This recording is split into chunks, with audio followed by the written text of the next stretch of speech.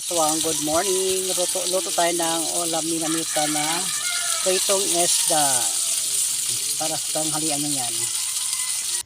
Nang siya na makasaswang, ready na si Mamita kumain ng kanyang tanghalian, pritong isda.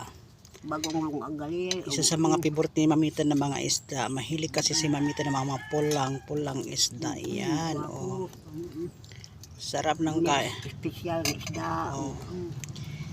Kasi si Mamita, mahilig talaga yan ng mga pulang isda. Yan.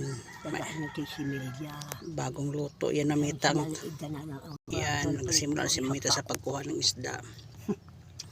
Kaso mainit kasi yan eh, bagong luto kasi. Kaya medyo natagalan si Mamita sa pagkuha ng isda. Yan. Yan, kinutsara ni Mamita yung isda kasi mainit.